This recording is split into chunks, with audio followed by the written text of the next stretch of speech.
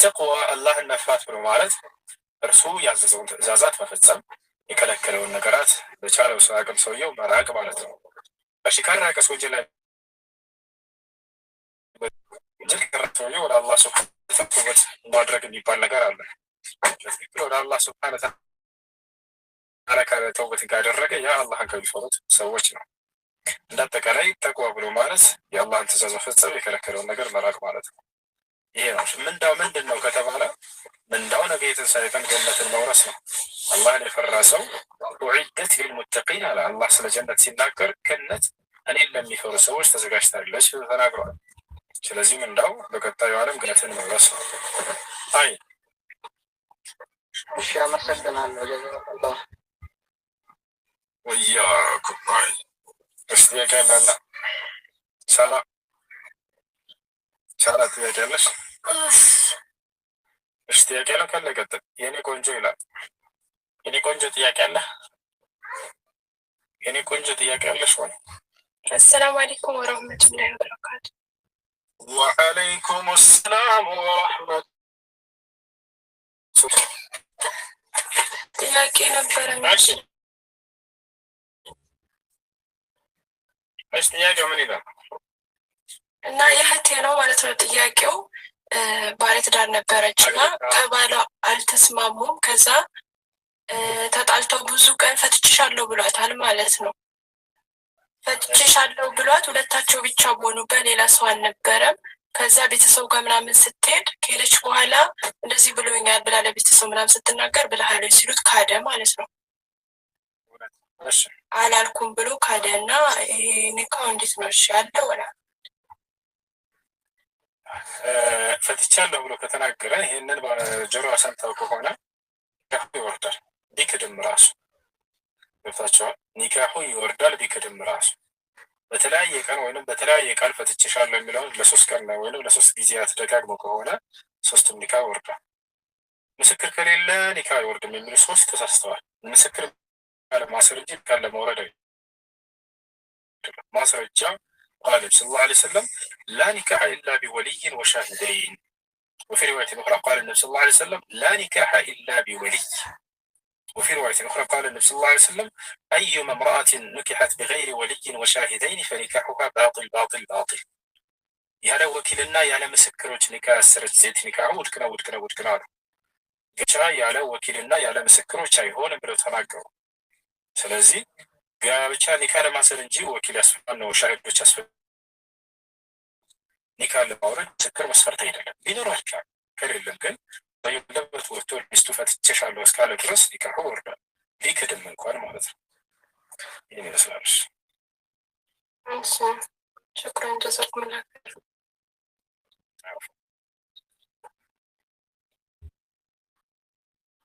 እሺ ሰላም ነው። እንዴት ነው? ጥያቄ ነበረ። ሰላም አለይኩም። እሺ ጥያቄሽ ምንድን ነው? የኔ ጥያቄ ነበረ። አንድ ሴት ልጅ ኒካ ሳታረግ ልጅ ከወለደች በኋላ ከዛ ያ ሰው ጋር ከቀጠለች መጀመሪያ ከዛ ሰው ጋር ከወለደች በምን አይነት መልኩ ነው ኒካ ማድረግ የምትችለው? ድጋሚ ጥያቄሽ ምንድን ነው? እሺ ጥያቄሽን ድጋሚ። አንድ ሴት ልጅ ያለ ኒካ ልጅ ከወለደች በኋላ በምን አይነት መልኩ ነው ኒካ ማድረግ የምትችለው? ማለት በዝሙት ወልዳ ከዚያ በኋላ ለማሰር ፈልጋ ነው ወይንስ ምንድን? ከወለደች በኋላ በእርግዝና ላይ ያለች ኒካ አይታሰርም። ከወለደች በኋላ ስላለፈው ልጅ ከወለደች በኋላ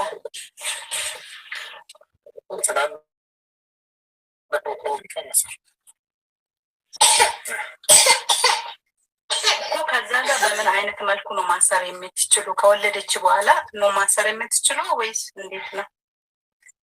አዎ ከወለደች በኋላ። እሺ አመሰግናለሁ።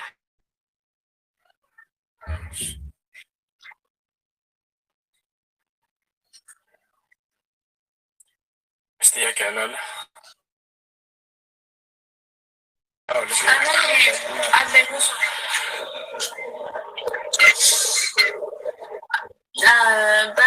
በእስልምና የጎረቤት ሀቅ ይጠበቅ ይባላል እና ከራስ የበለጠ የጎረቤትህን ሀቅ ጠብቅ ይላል እና ያ ጎረቤት የኛን ሀቅ ካልጠበቀ ምን ማድረግ ነው ያለብን? የኛን እንትን ካልጠበቀ እኛ ለሱ የእሱን ሀቅ መጠበቅ አለብን። እሺ ክፉዎችን በደግ መልሷቸው የሚባል ነገር አለ። ነቢያችን ሰለላሁ ዐለይሂ ወሰለም አሕሲን ኢላ መን አሳአ ኢለይከ፣ ወደ አንተ ክፉ ያደረገብህን አንተ ወደ እርሱ መልካም ሰራለት። ያ ሰላም! ራሳቸው ነቢ ሰለላሁ ዐለይሂ ወሰለም በዚህ ባህሪ ይኖሩ ነበር።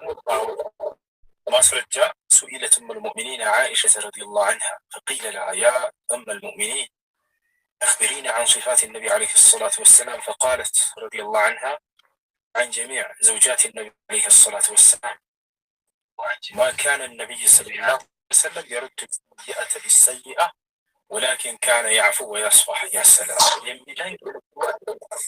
علم يتعرضوا ستكبوا بزي نبياتنا صلى الله عليه وسلم እናታችን አይሻ ተጠየቀች። ከሚስት በላይ ማንም የባልን ባህሪ የሚያውቀው የለም አይደል?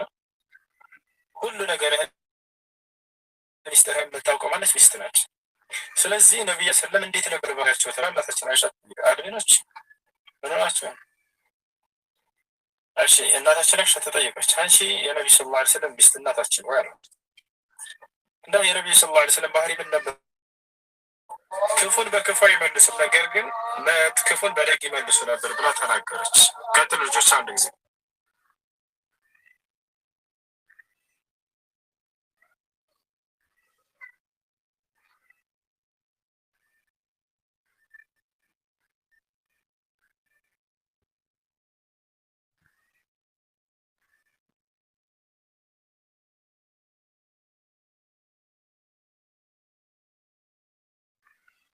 عليكم.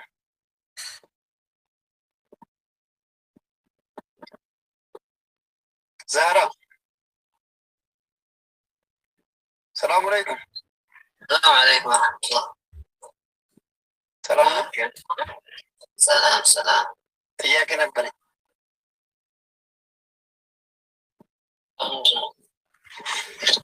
የሀቂቃ ጉዳይ ነበር። የኒካህ ጉዳይ? የሀቂቃ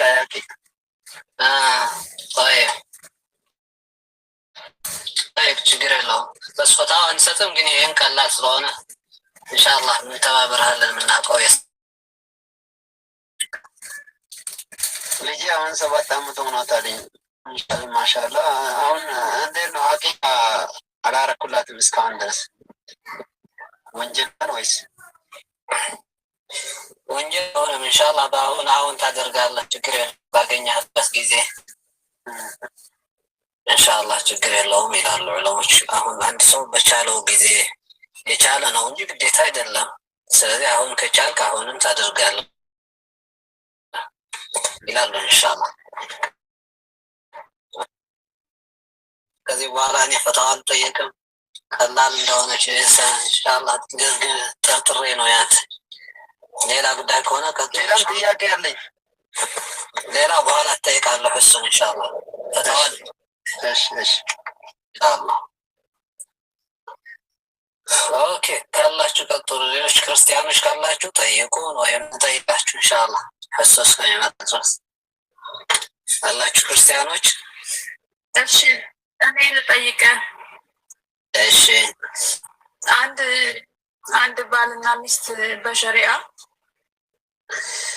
አብረው እየኖሩ ሳለ ማለት ነው እሱ ሚስቱን እሱ ውጭ ላይ እንትን የሚል ከሆነ ሌላ ሴት እንትን የሚል ከሆነ እነሷ የማይሆን ቦታ ካለው የማያስከብራት፣ ቤቱን የማያስጠብቅ የማያስከብራት፣ ለሰው አሳልፎ ተጣት ከሆነ በስልክ እየተደወለ የሚያሰድባት ከሆነ እና የተለያየ ነገር በሷ ላይ የሚያደርግ ከሆነ እቺ ሴት ሌላ ወንድ ብትመለከት ወይ ሌላ የሚያከብራትን ሰው ብትፈልግ ፍታኝ ብላ አልፈታም ካላት ሌላ ሰው ብትመለከት ችግር አለ? ሌላ ከሱ የተሻለ ሴት በራሷ ህይወቷን፣ ምክንያቱም በሴት እያሳደባት ነው። ቤት ውስጥ እያስደወለ የተናገራት ነው። እስቲ ይህንን ነገር መጀመሪያ በእስልምና አንድ ባል ሚስት ያለው ባል ዝሙት ማድረግ ከትላልቅ ወንጀሎች አንድ ነው። ከባድ ከሚባሉ ወንጀሎች ነው። እንደዚህ ያለ ስራ የሚሰራ ሰው መቼስ ከባድ የሚያስቀጣ የሆነ እንትን ስራ ነው። ይሄ ሐራም ነው መጀመሪያ ከመነሻ። ሁለተኛ ትዳር ትልቅ ቦታ ይሰጠዋል። ባልና ሚስት ሲጣሉ ማስታረቅ ነው የሚቀድመው። በቁርአንም በሐዲስም እንደመጣ ማስታረቅ፣ ትዳሩ እንዳይበተን ማድረግ ቅድሚያ የሚሰጠው ትልቅ ጉዳይ ነው። ሶስተኛ ረሱል ሰለላሁ ዐለይሂ ወሰለም ትልቅ ወንጀል ከሚባሉ የውመል ቂያማ ትላልቅ ወንጀል ይዘው ከመጡ ሰዎች አንዱ ብለዋል፣ የሚስቱን ምስጢር ለሌሎች የሚያወራ ነው። የሚስቱን ከሆነ ውሸት ያለባት ነገር አድርጎ የሚሳደብ ከሆነ ይሄ ባለጌ ነው። ሀታ ያለባት ነገር ከሆነ በባልና በሚስት መካከል ያለውን የሚስቱን ምስጢር የሚያወጣ ሰው አሉ ረሱል ሰለላሁ ዐለይሂ ወሰለም የተረገመ አላህ የጠላው ሰው ማለት ይህ ነው አሉ። ሱብሃንአላህ። እነዚህ ትላልቅ አንድ ሙስሊም ነኝ የሚል ሰው እነዚህ ነገሮች ማወቅ አለበት ከመነሻው ማለት ነው። ግን ይህንን ነገር የማይስተካከል እና ራሷን የሚሳደብ መከበር ለእርሷ ክብር የሌለው አንድ ሙስሊም ሴት ከማያከብራት ሰው ጋር ተገዳ እንድትኖር አትገደድም። ኦኬ፣ በሰላማዊ መንገድ እንዲለያት ወይም ተከባብራችሁ ኑሩ ወይም በሰላማዊ መንገድ ተለያዩ ነው የሚለው እስልምና። ያ መንገድ ከሆነ የሚሄድ ወደ ሌላ ሴቶች ያጋብቻ መንገድ ባልተፈቀደ ሸሪዓው ባልሆነ መንገድ የሚሄድ ባል ከሆነ ትልቅ ወንጀል የሚሰራ ሰው ነው፣ ይመከራል ማለት ነው በእስልምና። ታይ ግልጽ ነው። እንዲህ እየሰማው ነው። ግን እስልምናችን አሁን በሚዲያ የሚደረግ ያልታወቀ ያልተሰማ በታሪክም ሐራም የሆነ በእስልምና ማንኛው ሰው እየመጣ አሁን ለምሳሌ ሚስቴ እንዲህ ያደረገች ባሌ እንዲህ ያደረገ ያሉ የትዳር ሚስጥር ለሚዲያ ማምጣት በጣም የተከለከለ ነው፣ የተወገዘ ነው። በእስልምና የሚባል ወንጀል ነው። ሱብሃንአላህ። የባልና የሚስት ሚስጥር በቤት ውስጥ ነው ካለ ጉዳይም ከአስታራቂ ፈልገው ከቤተሰቡ ችግራቸው መፍታት ትልቅ ቦታ ይሰጠዋል በዲናችን። ቀጣይ ኢንሻአላህ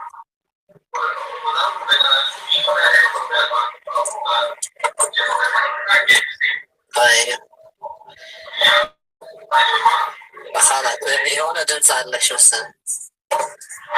ቤት አድርግ ኢንሻአላህ።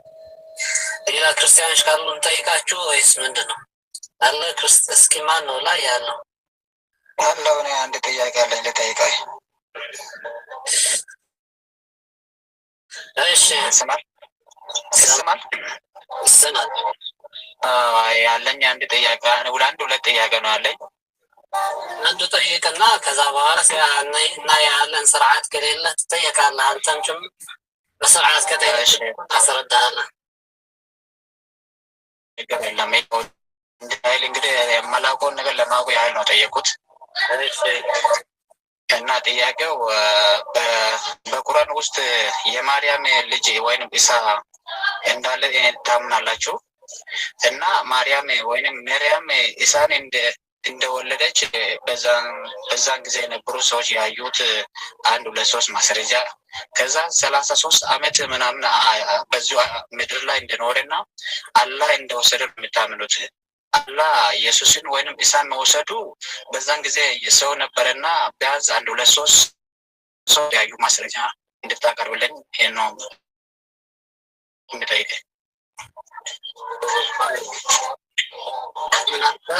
እሺ መጀመሪያ አሁን አንተ ሰዎች ማየት ከሆነ አሁን ከዚህ ሊጀምርልህና መርየም መጀመሪያ ትልቁ ነገር ምንድነው? መርየም አለይሃ ሰላም ልጅ አርግዛ ስትመጣ ልጅ ማረገዘች ተብሎ አይ ከአንድ ወንድ ጋር እንኳን ግንኙነት አላደረገችም ሲባል በጭንቅላት ማንኛው ሰው ሊቀበለው አይችልም።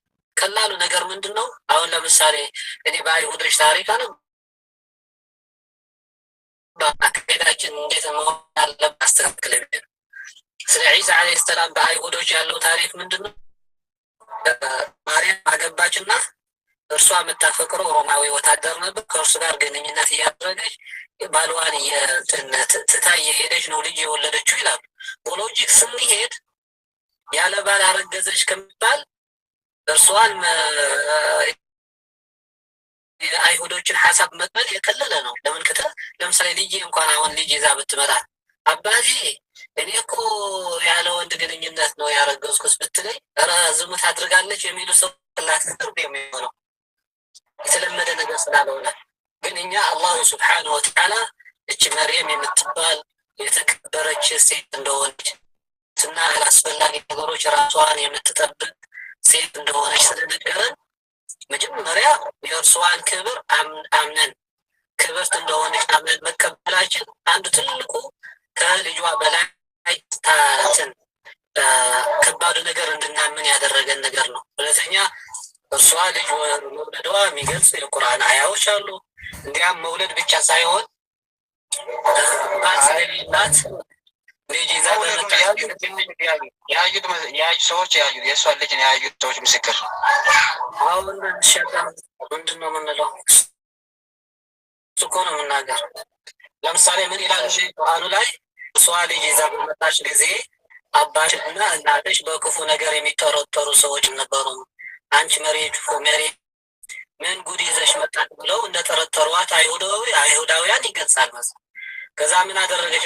አላህ ስብሐነሁ ወተዓላ ልጅሽን እንድናገር አደርጋለሁ አንቺ እንዳትናገሪ ብሎ ቃል ስለገባላት እርሷ ወደ ልጇ አመለከተችና ልጇ ሕፃን ሳለ ተናገረ።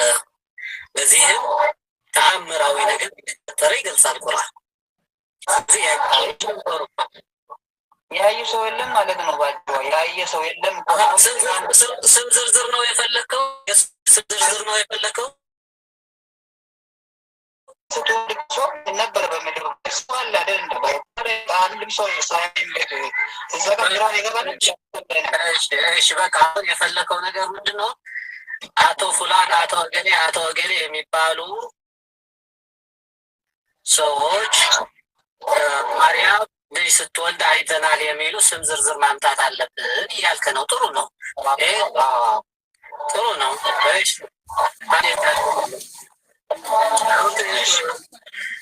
አሁን እንደኛ በኪታብ በቁርአን እና በሐዲስ እገሌ ባሉ ሰዎች ስማቸው ዝርዝር አልተቀመጠም እና ይህንን ጥያቄ ወደ ራስህ መልሰዋለሁ። በህይወት ታሪኳ ማርያም ልጅ ካረገዘችበት ቀን ጀምሮ እስከ ሞተችበት ቀን በድንግልና ያለ ግንኙነት እንደወለደች ተናግራለች ወይ? ካልተናገረች እነዚህ ለምሳሌ ሉቃስ ከማርያም ጋር ይተኛ ነበር ወይስ ጓደኛዋ እንዳልነበረ ራሱ እንዳሰደ የሆነ ሐሜታ እንዳይመጣበት ይህንን ነገር እንዳልነገረን በምን እንወቅ? ማርያም ድንግልና እንደወለደች ማን ነው የነገረን?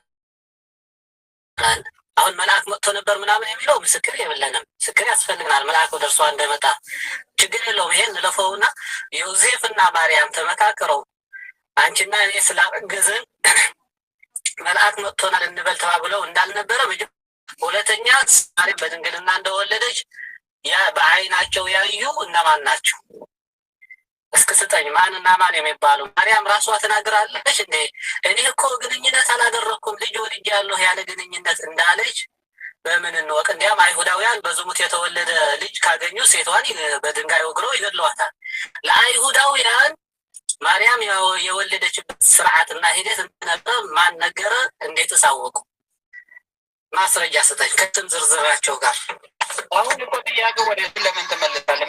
መጽሐፋችን ላይ ማርያም ከማርያም ጋር ሰብአ ሰገል ያመጡትን ሊሰግዱለት የመጡትም ሰዎችም አሉ። ሌላም ደግሞ ዮሴፍ ራሱ እሱ አይደለም ጥያቄ። ኦኬ እንደዛ እስኪ ሰብአ ሰገል የመጡ ሰዎች ነበሩ አይደል?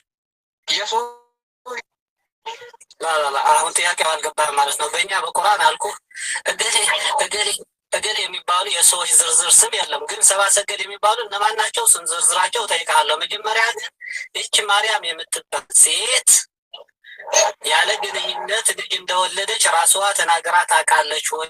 ከተናገረች እነም የሚባሉ ሰዎች ነው እኔ እኮ ግንኙነት ሳላደርግ ነው ልጅ የወለድኩት ብላ የተናገረችው ለማንና ለማን ነበር? ስም ዝርዝራቸው ስጠኝ።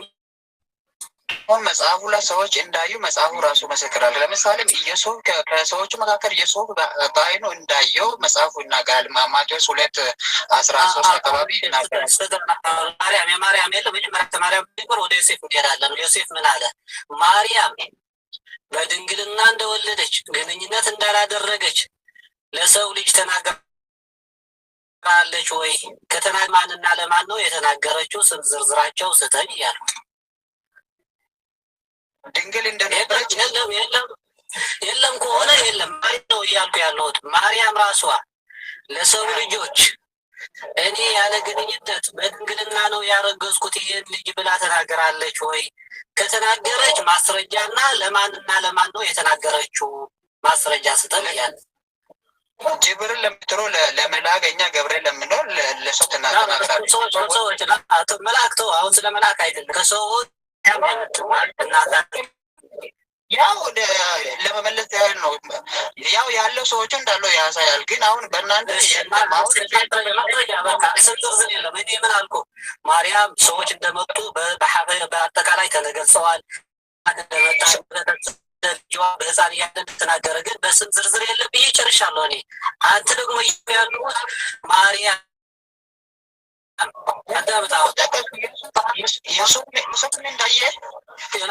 ወደ ዮሴፍ በኋላ ነው የምንሄደው። የዮሴፍ ግን አልደረስኩም። ወደ ዮሴፍ እንደርሳለን። ማሪምሮ እስከ ሞተችበት ቀን ሞታለች ታምናለህ አይደል? ካረገዘችበት ቀን ጀምሮ እስከ ሞተችበት ቀን እኔ ይህንን ኢየሱስ የሚባል ልጄ ያለ ግንኙነት ወለድኩ ብላ ተናግራለች ወይ? ከተናገረች ደግሞ ማስረጃ ለማንና ለማን የሚባሉ ሰዎች ነው የተናገረችው? ከሌለ አይ ማርያም እንደተነገረች የለም ካልከን ችግር የለውም እናልፈዋለን። ወደ ዮሴፍ እንሻገራለን። አለ ለመላእክት ወይም ለገብርኤል መልአክ አይደለም መልአክ ደስተኛ ከእናንተ እስኪ እሱንም ቢሆን መላእክት ቢሆን ሰውም ቢሆን ማስረጃ 33 ዓመት መጨረሻ ላይ አላህ ወሰደ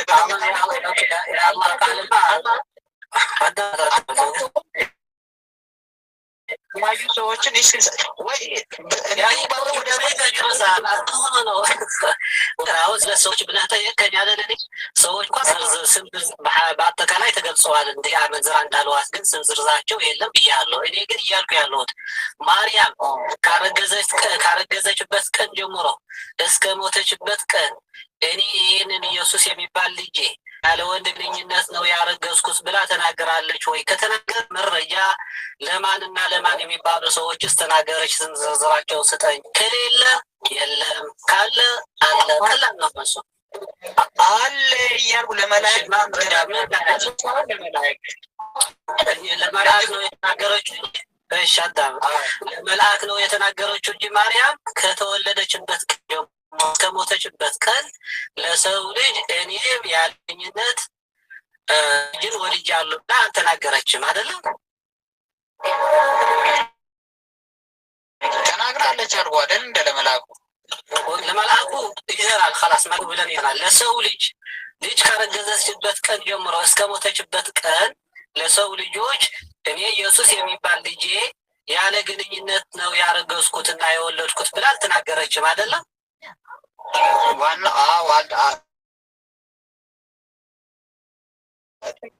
እዛን ሰዓት አሁን ማን እንደነበረ የምለው ነው ዋና ፖይንታችን።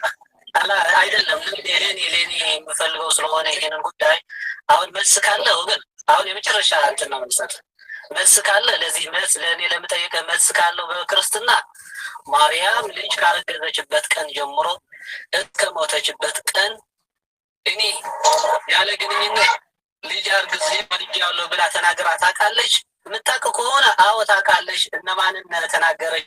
ስታቸው ስታይ የማታውቅ ከሆነ ደግሞ ይህን ነገር በመጽሐፋችን የለም።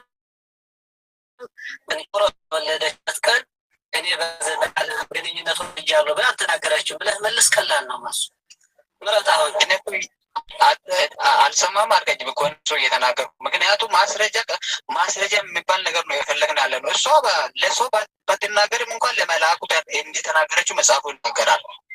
አሁን መልአክ አይደለም ጥያቄያችን፣ ከሰዎች እያልኩ ነው። ለሰው ልጅ አሁን መልአክ ሌላ ነው። ስለ መልአክማ ሌላ ሁለተኛ ጥያቄ ኢንሻላህ በኋላ ትነግረናለህ። እንዲህ ለሰው ልጅ ግን አልተናገረችም። ለሰው ልጅ አልተናገረችም ማለት ለሰዎች አልተናገረችም፣ ግን ለመልአኩ አልተናገረችም። ማስረጃ ወይንም ምስክር አለ ማለት ነው። ከዚህ ችግር የለውም፣ ማስረጃ እንሄዳለን። መጀመሪያ ለሰው ልጅ ግን ያለ ግንኙነት እንዳረገዘች አልተናገረችም አይደለም። ግን ማስረጃ ለመልአኩ እንደተናገረችም ማስረጃ ነው ራሱ የተፈለገው። ወገን መልአክ አይደለም እኛ የምንጠይቅ መልአክ እኮ ምስክር መፈለገው ሰው ሚሆን ምስክር እናያለን፣ ችግር የለው። ወደ መልአክ ትሻገራለን። መጀመሪያ ግን ለሰው ልጅ አይሁዳንም ጭምር ማርያም ከተወለደችበት ቀን ካረገዘችበት ቀን ጀምሮ እስከወለደችበት ቀን ያለ ግንኙነት ወልጃለሁ ልጅ ብላ አላሳወቃቸው ብለሃል። ይሄን ለሆነ ኢየሱስ ከተወለደበት ቀን ጀምሮ ካረገበት ቀን እኔ ያለ ወልድ ግንኙነት የተወለድኩ ሰው ነኝ ብሎ ያውቃል? ኢየሱስ አልከው እናቱ ጋር ልጇ ኢየሱስ ከተወለደበት ቀን ጀምሮ ተሰቅሎ ሞቶ አረገ እስከምትሉበት ቀን እኔ ያለ ወንድ ግንኙነት ከእናቴ ማርያም የተወለድኩ ሰው ነኝ ወይም ፍጹም ሰው ፍጹም አምላክ ነኝ እንዳለ የፈለገው ይጥራ ራሱ ግን ያለ ግንኙነት ከእናቴ ማርያም ተወልጃለሁ ብሎ ተናግረዋል። ከተወለደበት ቀን እስካረገበት ቀን አሁን ወደ ዋናው ተፈለገው ስለሱ ተወለዱ መናገሩ ሳይሆን ከእሷ መወለዱ የነበሩ የሆነ ያዩ ሰዎች ነው ጥያቄ እንሄዳለን። ማነው ያየው እኮ እንሄዳለን። ኢየሱስ ከተወለደበት ቀን ጀምሮ ወደ ሰማይ እስካረገበት ቀን እኔ ከእናቴ ማርያም ያለ ግንኙነት የተወለድኩ ነኝ ብሎ አስተምሮ ያውቃል ወይ? አንድ ቀን እንኳን ቢሆን አያውቅም። ስለዚህ ማርያምም አላስተማረችም፣ ልጇ ኢየሱስም አላስተማረም። ኦኬ ቀጥል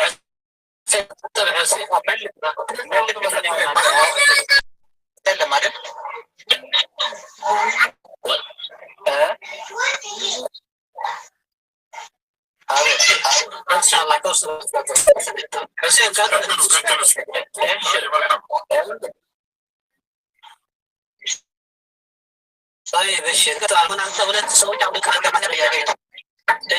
ትንሽ ጠብቅና እናረጋገጥ በእናንተና በእኛ መካከል ያለው ጉዳይ።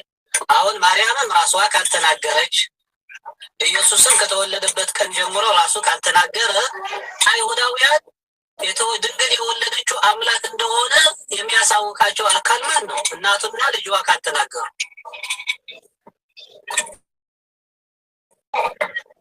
እዛ አምላክ ነው በድንግል ትወለደ ያለ አሁን እሷ ስትወልድ የነበሩ ሰዎች እንኳን አንድ ማስረጃ ልታቀርብልኝ አልቻልክም። ወደ ሁለተኛ በቃ እሱ መመለስ ካልቻልከኝ ወደ ሁለተኛ ጥያቄ የሚረብሽ ድምፅ አለ፣ አጠገብ የሚረብሽ ድምፅ አለ።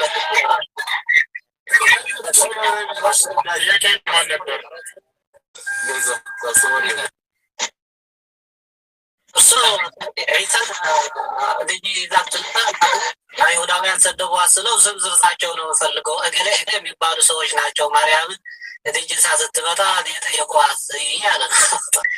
ቀጥል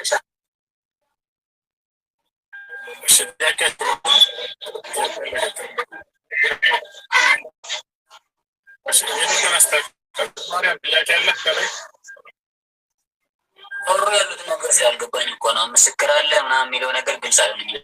ልስማቸውና ልመለስ ብዬ ምን አለ መሰለህ፣ ኢየሱስ ክርስቶስ ከሙታን ሲነሳ ያየው አንድ ምስክር የለም። እንደዚያ ከሆነ ደግሞ ክርስትና ውሸት ነው። ምክንያቱም ጳውሎስ መጽሐፍ ቅዱስ ላይ ሲናገር ምን አለ? ክርስቶስ ግን ከሙታን ካልተነሳ ክርስትናችን ውሸት ነው፣ ስብከታችንም ከንቱ ነው አለ።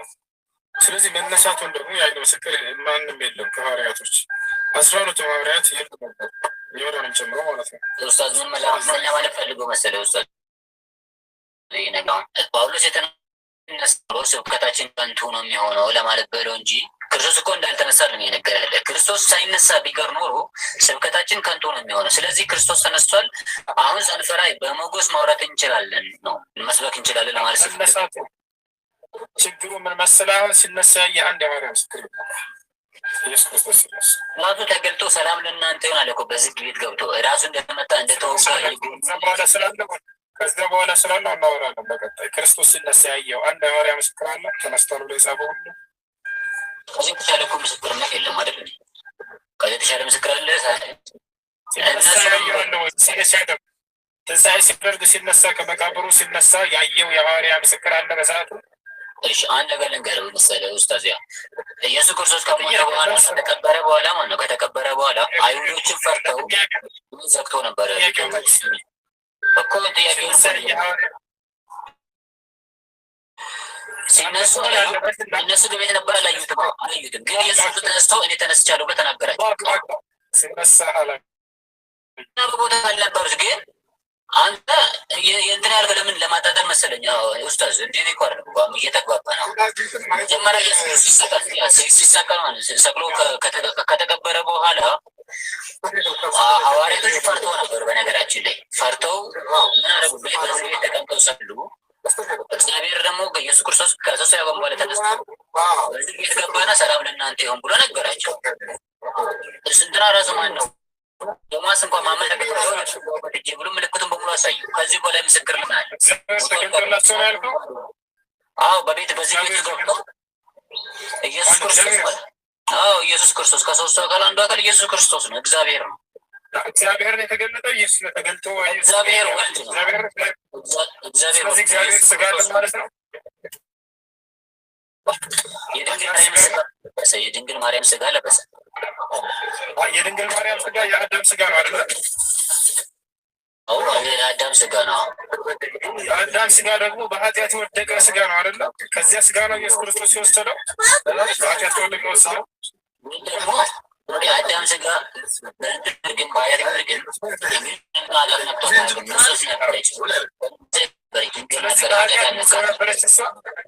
ስለዚህ እሷ የእሷ ስጋ ከኃጢአት ነፃ ነው። የአዳም ልጅ አይደለችም አይደል? ሰው እኮ ጻድቅም አለ አይደል? ከዛ በኋላ ጻድቅም አለ የኃጢአት ውርስ የሚኖርበት ስለዚህ የአዳም ልጅ ሆኖ ኃጢአት ያልነካዋለ ማለት ነው አይደል? ጽድቅን የሰራች ነበረ። ጽድቅን ስለሰራች እሷ ጽድቅን ስለሰራች በጽድቅና ነው የኖረችው፣ በንጽህና የኖረችው። ከዛ በሷ መጥቶ ተጸነሰ።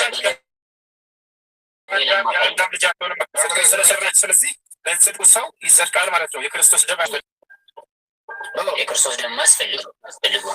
ስለዚህ የማርያም ስጋ የክርስቶስ ደም አስፈልጎታል ለመንጻት። የማርያም ስጋ ለመንጻት የክርስቶስ ደም ያስፈልገዋል ወይንስ የክርስቶስ ደም አያስፈልገውም? የሷ ኢየሱስ እኮ አዳምን ለማዳን ሲል ሰው ስጋ መልበስ ነበረበት አይደል? ስለ ማርያም የማርያም ስጋ ለመንጻት የክርስቶስ ደም ያስፈልገዋል ወይንስ ያስፈልገው? ደም ያስፈልገዋል። አላሁ አክበር። ስለዚህ የክርስቶስ ደም ደግሞ ምንን የሚያነሳው? ኃጢአተኛን ስጋ ኃጢአተኞች እኮ የኢየሱስ ክርስቶስ ደም ማርያም ስጋ ኃጢአተኛ ስጋ ከሆነ የክርስቶስ ደም ካስፈለገው ክርስቶስ ስጋውን የወሰደው ከማን ነው? ከማርያም ነው አይደለ? አዎ ከማርያም ነው የወሰደው። ስለዚህ የኃጢአት ስጋ ነው ራሱ የወሰደው ማለት ነው። መንጻት ኃጢአትን የሚደመስስ አምላክ እኮ ነው። ኃጢአትን የሚደመስስ ኃጢአትን የሚሻ አምላክ ስጋው ከአዳማዊት ከሆነችው ከማርያም የተወሰደው ደግሞ ኃጢአትን የሚሰራው ነገር የለም። የሚሳነው የማይሳነው አይደለም ጥያቄው። ክርስቶስ የወሰደው ስጋ ከአዳማዊት ከሆነችዋ ከማርያም ስጋ ከሆነ ኃጢአትን የያዘ ስጋ ከሆነ የእርሱ ራሱ ስጋ የኃጢአት ስጋ ነው ማለት ነው። ኃጢአት የተለየ ደግሞ ያድን አይችልም። በፍጹም ንጹህ መሆን አለበት። እንደዛ ከሆነ ወይ መንፈስ ቅዱስ በእርግብ አምሳል የተገለጠው ራሱ ነው መሰቀል ያለበት፣ ወይ አብ ሊሰቀል እንዳትሎ አብን ማየት እንኳን አይቻልም። ኢየሱስ ክርስቶስ ዮሐንስ ወንጌል ምዕራፍ 5:7 ሲናገር አብን አንዳችሁም እንኳን አላያችሁትም ብሏል። የተገለጠው ማነው? ሌላው መንፈስ ቅዱስ። በምን? በእርግብ አምሳል። የእርግብ መጡ መታረድ አለበት ሰዎች እንድድኑ ዘንድ። እሺ ከላይ አቢ ሰላም ብያለሁ። አቤት ሰላም ብያለሁ።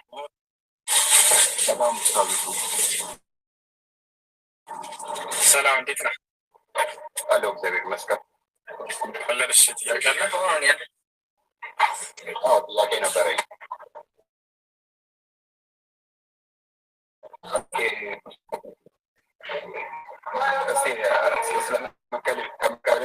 በፊት አንተ ስለ እስልምና ምን በለ ነው?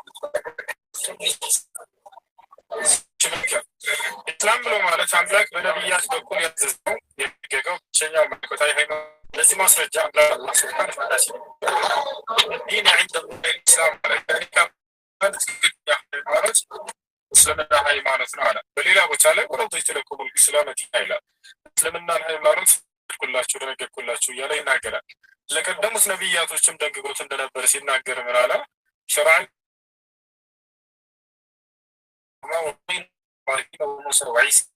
እነሆ ይህን ሃይማኖት ደነገግኩላችሁ ከዚህ በፊት ኖህን፣ አብርሃምን፣ ሙሴን፣ ክርስቶስ ታዝዤባቸው የነበርን ራሱ ማለት እያለ هذا هو الإسلام ይህ ነው ኢስላም። በኢስላም አምላክ ስለ ሰው ዘር ሁሉ በነቢያት በኩል አንድ ጊዜ የደነገገው ብቸኛው መለኮታዊ ሃይማኖት በመሆኑ እዚህም ማስረጃ አድርጌ እንደተናገርኩት ነቢያቶችም ሁሉ ታዘውበትና ሰብከውት እንደነበር ሙሉ ማስረጃ ነው። ለዚያ ነው እስልምና ሃይማኖት በእኛ ነው የምላችሁ። እውነተኛነቱ የሚረጋገጥ አንድ ሃይማኖት አምላክ ሲያዘውና ነቢያቶች ተቀብለው ሲሰብኩት ጊዜ ነውና ይህን ሙሉ መስፈርት የሚያሟላ ነው እና ኢስላም ነገ ከአምላካችሁ ፊት የማታፍሩበት ቁማችሁ ነገ የትንሣኤ ቀን በእውነት መንገድ ላይ ነበራችሁ የምትባሉበት ሃይማኖት ነው። ራሱ ስለተደነገገው ራሱ ያንን ለነቢያት አንዴ ስለሰጠው። ወደ መጽሐፍ ቅዱስ ብንሄድ ግን ክርስትና አምላክ ደንግጎታል ወይ? ክርስቲያን ሆኖ ብሏል ወይ? አላለም። ወይም የክርስትናን ሃይማኖት ተከተሉ ብሏል ወይ? አላለም። እሺ ነቢያቶች ሰብከዋል ወይ? ክርስትና ሃይማኖትን ተከተሉ ብለው አላሉ። ከነቢያት መካከል አንድ ነቢይ ነኝ ክርስቲያን ነኝ ወይ? በፍጹም ይላል። እንደው ከመጽሐፍ ቅዱስ ጸሐፊያን ከኦሪት ዘፍጥረት እስከ ራዕይ ድረስ አንድ ነቢይ ለታሪክ ጠቅሶ አከሌ ነቢይ ሙሴ ወይንም አብርሃም ክርስቲያን ነበሩ የሚላሉ የለም፣ በፍጹም። ለዚህ ሁሉ ጥያቄዎች መልስ ግን ሙሉ በቁርአን ይህን ይመስላል።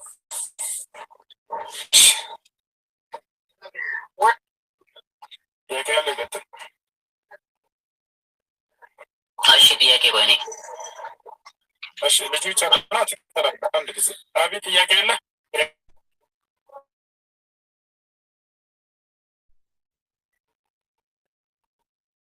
እሺ ጥያቄ ከሌለ ቀጣይ በማርያም ጠይቅ።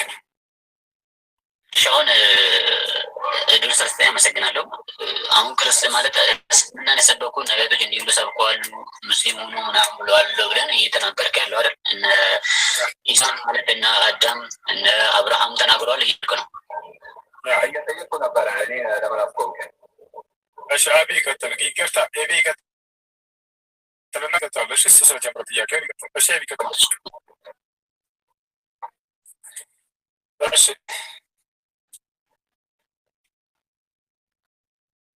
አቤ ቀጥል። አይሰማም ድምፅህ ሚዩት ነህ። እሺ አሁን ለምሳሌ እስልምናን ሙሉ ነቢያቶች ሰብከዋል አልከኝ። በእናንተ ሃይማኖት ኢየሱስ ክርስቶስ ሙስሊም እንደሆነ ነብይ እንደሆነ ሙስሊም እንደሆነ ትሰብካላችሁ። ይህንን በምን ታረጋግጥልኛለህ? ከቁርአን ውጪ እኔ ከቁርአን ውጪ ነው ማረጋግጠው። ከዛ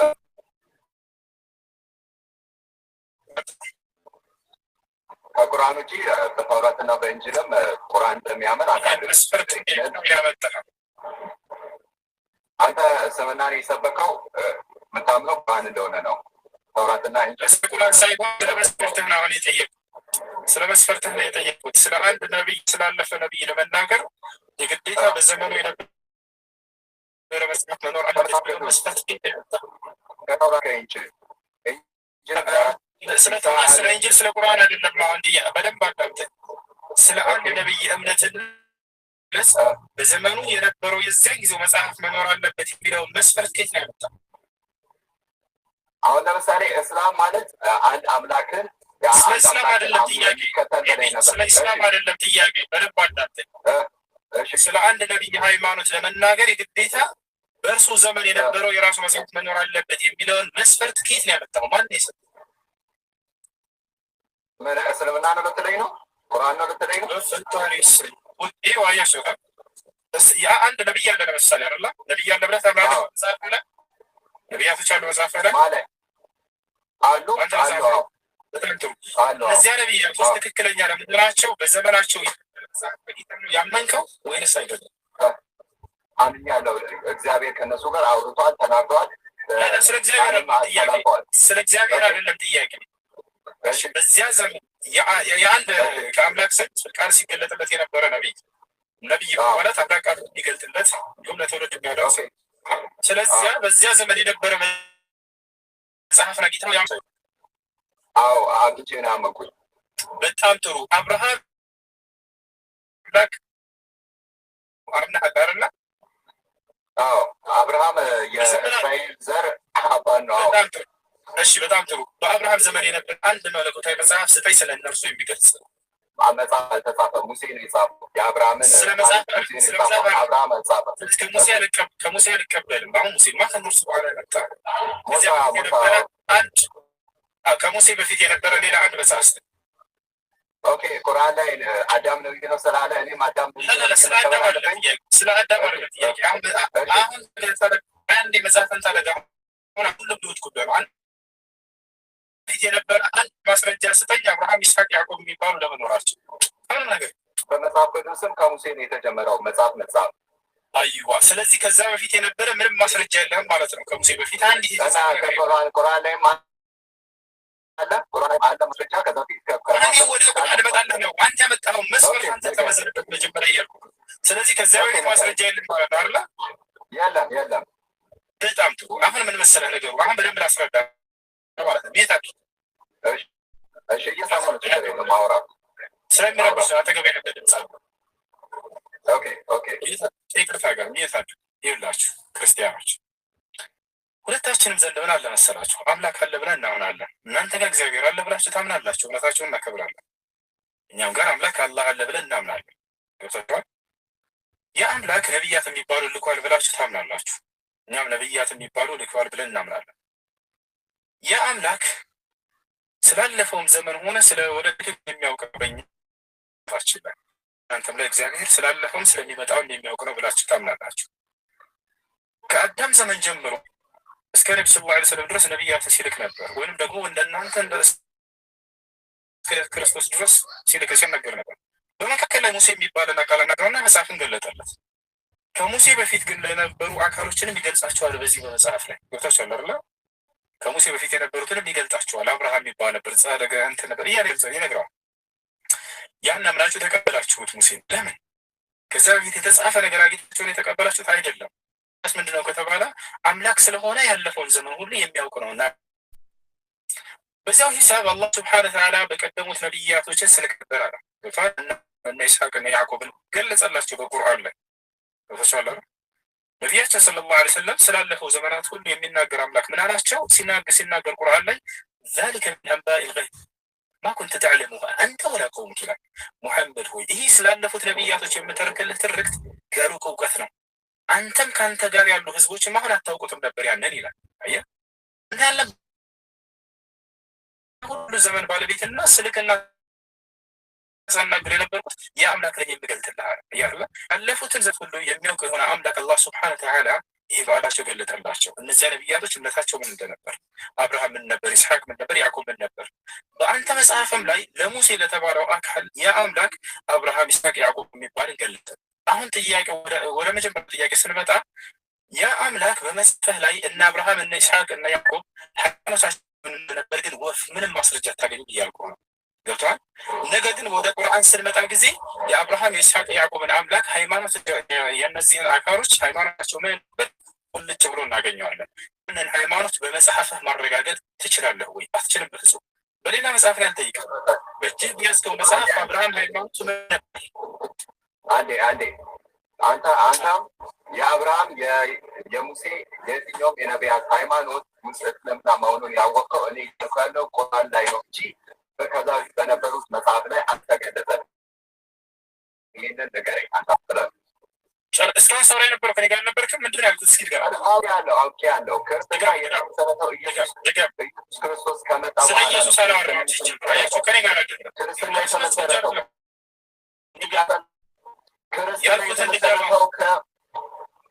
ከቁርአን ውጪ ብቻ አዘጋጅቶ ነው የመጣው። መልሱን መስማት አይፈልግም። ያልኩትን በድጋሚ ሰላም ነው ወይ? ሰላም አይደለም። እሺ አንድ ጊዜ ኤቢ ቀጥል። ኦኬ ክርስትናን የሰበከ አንድም ነቢይ የለምና ያልክ ይህንን አውቄያለሁ። በቃ አንተ ማንም የትኛው ምስልምና ሃይማኖት ከዛ በፊት ግን እስልምናን የሰበከ ነቢይ ከቁርአን ውጭ ተውራትና በእንጂል ውስጥ አናገኝም ነው ወይም ደግሞ ያለ። ስለዚህ የእምነት ባለቤት ነህ፣ ግን ከመጽሐፍ ውጭ እያለ የለ መጽሐፍ ይህ መስፈርት ስደተኛ ያልኩህ ነው። ስለ ከሌላ መጽሐፍ ተገኘ የሚለው መሰረት ከሄን ያገኘ ለቅድም ማምጣት አልቻልክም። መስፈርት በታላረን አሁን በገዛ መጽሐፍህ እኔም በገዛ መጽሐፌ ውይይት ትፈልጋለህ ከኔ ጋር በደቂቃ እናትገውና አሁን እናወራ። እያወራን እኮ ነው። ውይይት ትፈልጋለህ? አጠይቀኝ። እያወራን ነው። እናወራ ጀምር። አታዳምጥ። እየሰማሁ ነው እኮ እኔ መልስ መለስኩልህ አይደለ? አሁን ደግሞ አንተ በነፃነት ደቂቃ ወስደህ እኔ ደቂቃ ስጪ እናወራ እያልኩህ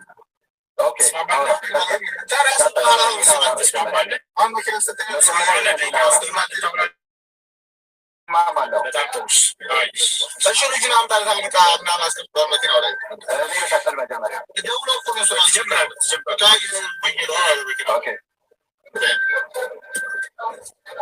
መስሪያው ነው እኮ ሁሴን ጆን ልኮ ነው እኮ መኪናው የሚሰደው። እሺ ይኸውልህ እኔ እነሳለሁ ልንወያይ ነው። አዳምጡ። ምንድን ነው ውይይቱ ከተባለ በመጽሐፍ ቅዱስ ላይ እና በቁርአን ላይ የትኛው ሃይማኖት ነው ነቢያቶች የተከተሉት የሚለውን ልንወያይ አምላክ በነቢያት በኩል የደነገገው ሃይማኖት የትኛው ነው? እዚህ ጋር በደንብ እየሰማችሁ እኔ እዚህ ጋር የምናወራው ስለ ክርስትናና ስለ እስልምና ሃይማኖት ነው። ምናቸው ነገር ከአንድ ብቻ የተሰማ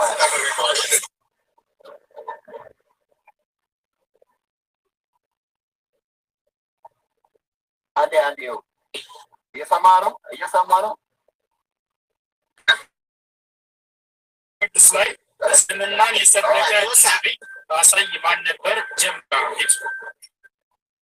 ምን የሰበከ እስልምናን የሰበከ ነቢይ ክርስትና ይቅርታ፣ መጽሐፍ ቅዱስ ላይ ክርስትናን የሰበከ ነቢይ ካለ ጀምር። አይ ኦኬ፣ በመጽሐፍ ቅዱስ ላይ ክርስትናን የሰበከ ነቢይ ክርስትናን የሰበከ ማን ከክርስቶስ ክርስትና ሲጀመር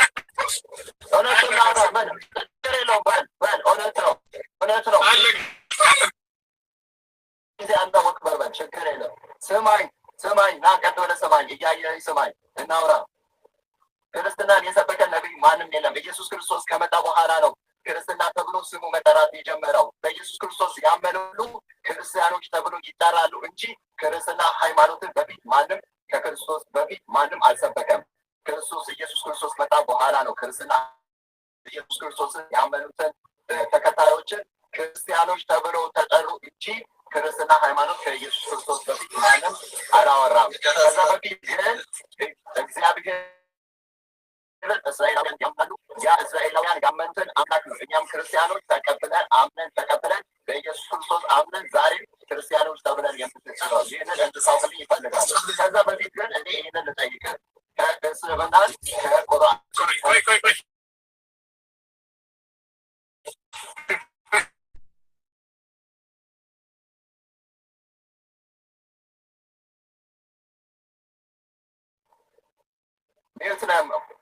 በቃ እንደዚህ ግልጽ መናገር ክርስትናን የሰበከ አንድ ነቢይ የለም መጽሐፍ ቅዱስ ላይ። እንደዚህ ግልጽ ምን ክርስቲያኖች አንድ ነቢይ መጽሐፍ ቅዱስ ላይ ክርስትናን የሰበከ ነቢይ የለም። በቃ ይህ ልጅ አዳም እንጂ ጠርጋት ገበርዳለ አዳም እየሰማሁ ነው። ስለዚህ ክርስትናን ቤታ ልቀታለ በቃ ይሄ ነው በግልጽ በጣም ችግር አንድ ነቢይ ክርስትናን የሰበከ ነቢይ የለም መጽሐፋቸው ላይ ግን ለምሳሌ ጠይቀ አሁንም ውይይቱ ምንድን ነው? እኔ እና እሱ በቁርአን ላይ ነቢያቶች እስልምናን ሰብከዋል ወይስ አልሰበኩም? በመጽሐፍ ቅዱስ ላይ ክርስትና ሰብኳል ወይስ አልሰበኩም የሚል ነገር በቃ አረጋግጠው። ክርስትናን የሰበከ አንድ ነቢይ የለም መጽሐፍ ቅዱስ ላይ ወጣቻ ማለት ይሄ ነው። ቀጣይ ምን አለ? ከክርስቶስ በኋላ ነው ክርስቲያን የተባሉት አለ። አሁን እሱ ጋር ጥያቄ ምን መሰለህ? ቀጣይ ጥያቄ ማወር ስለሆነ እሱን እንመጣበታለን። እሺ አሁን ወደ ቁርአን ስንመጣ ግን ነቢያቶች እስልምናን ሰብከውታል ወይ? አዎ በደንብ አድርገው። ማን? ለምሳሌ ያዕቆብ ማስረጃ ويعقوب يا بني إن الله اصطفى لكم الدين فلا تموتن إلا وأنتم مسلمون ያዕቆብ ምን አለ? ሙስሊሞች ሆናችሁ እንዳትሞቱ አላቸው ይላል። ማን? ያዕቆብ። ምን ያስማናል? ሌላም ሱለይማን ሰላም ወይም ሰለሞን ምን አለ? ኩና ሙስሊሚን አለ። እኛ ሙስሊሞች ነን ብሎ ተናገረ። ምን አለ? እኛ ሙስሊሞች ነን። ዩሱፍ ወይም ዮሴፍ ምን አለ? ተወፈኒ ሙስሊመን አለ። አይደራም ነገር ለሙስሊማን ነቢያቶች ቃል በቃል ምን አሉ? ወሽሀዱ እኛ ሙስሊሞች መሆናችንን መስክረናል። እንዳጠቃላይ በቁርአን ላይ ያውና ነቢያቶች ሁሉ እስልምና እንደሰበኩ እናገኛለን። በመጽሐፍ ቅዱስ ላይ ግን ልጅ እንዳም አንዲት ቦታ ላይ ክርስቲያን ነቢይ ይህን የሰበከ የለም ብሎ ተናግሯል። ይህን ይመስላል። አሁን እሱ በተናገረው ንግግር ማስረጃ እንድታወቁ በሚለው ነገር ምንድን ነው? ክርስቲያን ተብለናል ከኢየሱስ ክርስቶስ በኋላ አጣል ከክርስቶስ በኋላ ክርስቲያን ተብለናል እንዴ? ደርሱ በራሱ ማስረጃ። ኦኬ ከዛ አንዴ የመጽሐፍ ቅዱስ ጥቅስ ቦታውን አውጣለሁ። ቦታውን እርግጠኛ ስላልሆንኩ ነው አውጣለሁ። እሱም ቦታ ግን ከዛ በፊት አንተ ሐዋርያቶች ሰብኳሉ ብለኸኛል። አንተ ያንን ማስረጃን አዘጋጅልኝ። በአንደበት ሳይሆን በወረቀት በጽሁፍ ቢሆን ይሻላል። በአንደበት ማንም ይላል፣ ማንም ያወራል። አረብኛ ማንም አውርቶ መተርጎም ይችላል። ግን አንተም በጽሁፍ ሁሌ ገባይ አንዱ ያለ ጽሁፍ ስለታወራ ማንም ያምናል፣ ማንም ሻዳ ምናምን ሊቀበል ይችላል። ግን ከዛ በፊት አንተ በመረጃ ብትቀርብ ይሻላል። ይህንን ሀሳብ እሰጣለሁ። መረጃ አንተ ማቅረብ ሲሆን ያዕቆብ ሰብኳል ያልከውን ያዕቆብና ማንደው ሰብኳሉ ብለህ በአረብኛ አወራ። ምናልባት ከአዲስ አምጥተህ ሊሆን ይችላል። ግን እኔ አላምንም። አንተ በመጽሐፍ ቅዱስ የምታወቅ መጣም ከሆነ ከመጽሐፍ ቅዱስ ኦኬ፣ ከመጽሐፍ ቅዱስ ከታውራት ይህንን እንድታመጣልኝ እፈልጋለሁ። መጽሐፍ ቅዱስ ላይ እምነታቸው አይታወቅም። ክርስቲያን ነው የሚለው ይል አመን ከሱ አለ አሉ። ይህንን እኮ አምኜ ነው እኔ እኮ ክርስቲያን ባይተሰሻለሁ ማስረጃ ያሳያለሁ። በመጽሐፍ ቅዱስ ላይ ያዕቆብ ክርስቲያን በቃሽ። በመጽሐፍ ቅዱስ ላይ ያዕቆብ ክርስቲያን ሆኖ ያለበት ያሳያል ወይ? አንድ ነቢይ በታሪክ አንድ ሁለት አይደለም። ነቢይ እንኳን ክርስትናን ሳይሰብክ እኔ እኮ ምንድን ነው ያልኩህ? ክርስቲያን ሆኖ በኢየሱስ ክርስቶስ ያመነ ሁሉ ክርስቲያን ተብሎ ይጠራል።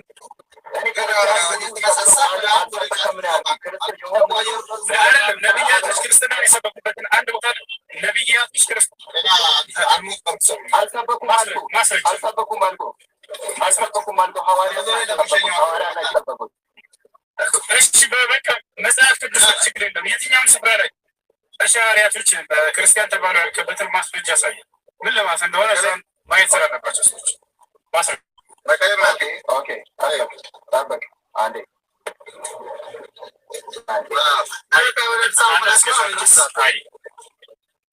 ጥያቄ ያለው ማነው? በማርያም ጥያቄ ያለ ጨርሰሃል? እሺ ለማንኛውም ችግሩ ምንድን ነው መሰለህ? ሁሉም ያልተቀበለ ሰው ማጠቃለያ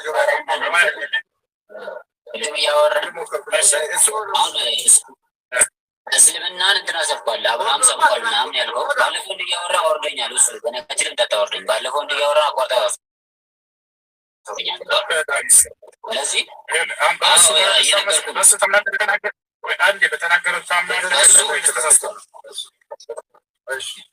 ልክ ነው። ክርስትናን የሰበከ መጽሐፍ ቅዱስ ላይ አንድ ነብይ የለም ያለው ትክክል ነው ታምንበታለህ ወይስ ተሳስቷል? እሱ አንድ ነገር አንተ መስማት የምትፈልገውን ብቻ ነው እየጠየቀን ያለው።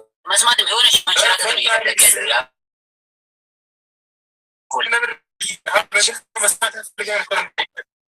ልጁ የተናገረው ትክክል ነው ወይ? አዎ ትክክል ነው አልከኝ። ልጁ የተናገረው ደግሞ ክርስትናን የሰበከ ብሏል። ትክክል ነው ወይ አልኩህ። ትክክል ነው ወይስ ተሳስቷል? እኔ ልመልስልሽ እሱም ማለት ነው። አንደኛ አብርሃም የተከተለውን እምነት ሙሴ ያስተማረውን አምላክ ከዛ ጀምሮ እስከ ኢየሱስ ክርስቶስን መጥቶ የእግዚአብሔርን መንግስት ሰብኳል። ይሄ የእግዚአብሔር ተከታይነት ምንድነው? ክርስትና ነው የሚባለው። ገብቷል? ይሄ አብርሃም ክርስትና ያዳምጥና ስለዚህ ልጁ ተሳስተዋል ማለት ነው። ትክክል ነው ስላልኩት አልተሳተም። ምንም ስህተት የለውም። ይሄ እንዲሁን ስላለ ክርስትናን የሰበከ ነብይ የለም ያሏቸው ተሳተን ማለት ነው።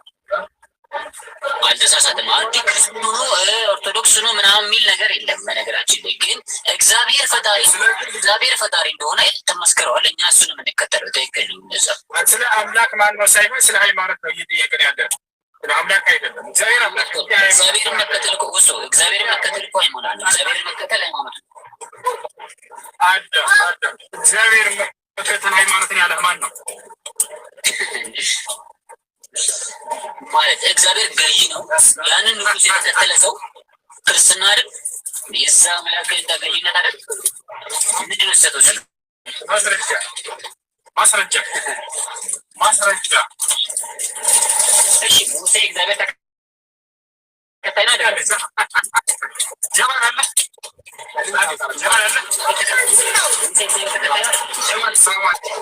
አንድ ዝናብ እየጣለ ያታያቸዋል። የሚረብሽ ድምፅ የለም።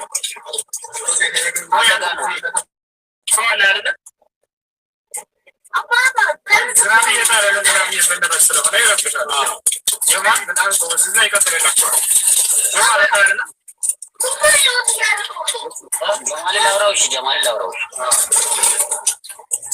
ጀማል ይሰማል ካለ መካከለኛና አውሩ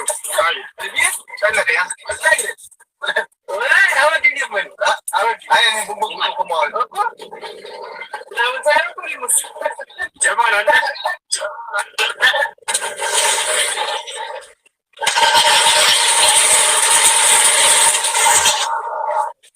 እሺ ይሰማል። አሁን ይሰማል።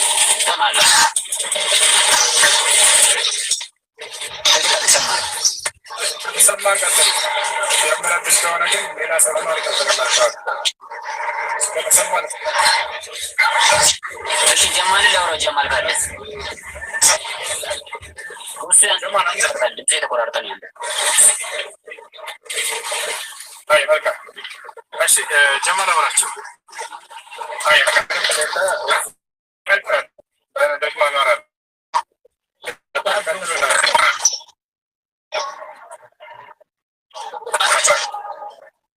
አብሽር እስከምትመጣ ድረስ ችግር የለውም። ትኩረታና ጀማል እየተናገረ ነው እንዴ? ጀማል እስከ ድምፅ አሰማን። ጀማል ተቀጥለም ጀማል ሚዩት ነው። አንተ ቀጥልሽ። ጥያቄን ሰምተሃል? ስናወራ የነበረው ወአለይኩም ሰላም ወራህመቱላሂ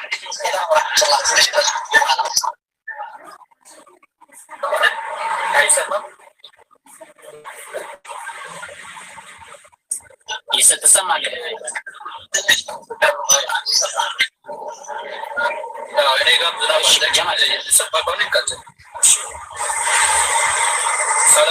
ምንም አትልም። ትሰማለህ አንተ?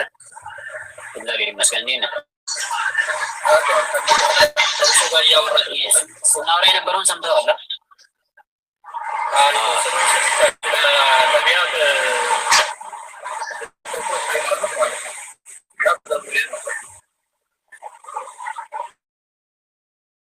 እያወራን እኔ እግዚአብሔርን የሰበኩትን እግዚአብሔር ያዘዛቸውን ትእዛዝ ሲፈጽም የነበረ የእነ ሙሴን አምላክ የእነ አብርሃምን አምላክ የእነ ይስሐቅ የእነ ያዕቆብን አምላክ ነው ማነው ይባል። ይህ ማለት ከመቼ ጀምሮ ነው? ኢየሱስ ክርስቶስ ሰውን ከፈጠረበት ጀምሮ እስቲል ኢየሱስ ክርስቶስ ዓመታት በፊት ራሱ አዳም ከተፈጠረ በኋላ ጀምሮ ያሉት ነቢያቶች እየሰበኩትን የእግዚአብሔርን መንገድ እያስተማሩ ሄዱት በእነሱ እመራለሁ። ስለዚህ እነሱን ሃይማኖት መከተል ምንድነው ችግር ነው? አይ ችግር የለውም። ጀምርና የሚሰማ ከሆነ አብርሃም ክርስትናን ሰብከዋል። ክርስትናን ባይሰብክ እሱ እግዚአብሔርን ያምናል። እኔ ደግሞ የአብርሃምን አምላክ አምናለሁ። አለቀ። ይህ ክርስትና ያደርግኛል። ሙሉ ክርስትና አብርሃም አንድም ሶስትም የሆነውን አምላክ ነው የሚያምነው። ዓለማትን የፈጠረው ነው። ዓለምን ሰማይ ይሁን ያለውን ምድር ይሁን ያለውን ምድርና ሰማይን የፈጠረ ሁለቱን ስነ ፍጥረታትን የፈጠረውን አምላክ ያምናል። እኔም አምናለሁ። የክርስቲያን ነው የሚያደርገኝ። አብርሃም እንዴት አምንም? እስቲ ማስረጃ። አሁን እኮ ስለዛ አይደል የሚያወራን ያለው። ሌላ ርዕስ አትቀይረው። ሌላ ርዕስም ሳይሆን እያወራን ያለው አብርሃም ስላሴን ያምናል ብለህ ማስታወቅ ስላሴን አሁን ስለስላሴ እያወራን ያለው ልጅ ማን ግባ በዚህ ጋር እያወራን ያለው ደግሞ ስለነበሩ አብርሃም የሚያምነውን እግዚአብሔር ነው የሚያምነው ማነው ያለው። አንድም ሶስትም የሆነ ሆነ ወይስ አንድ አምላክ ብቻ?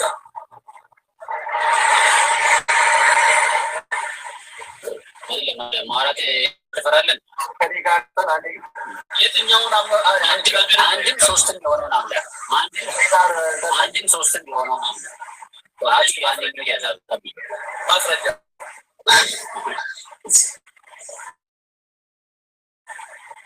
እሺ በቃ እኔ ማስረጃ አልሰጥህም። እሺ አንተ ቀጥል እስኪ ይሄን ወለ ተናገር እስኪ የአንተን እምነት መሐመድ ከተሰጠው ውጪ ሌላ ማለት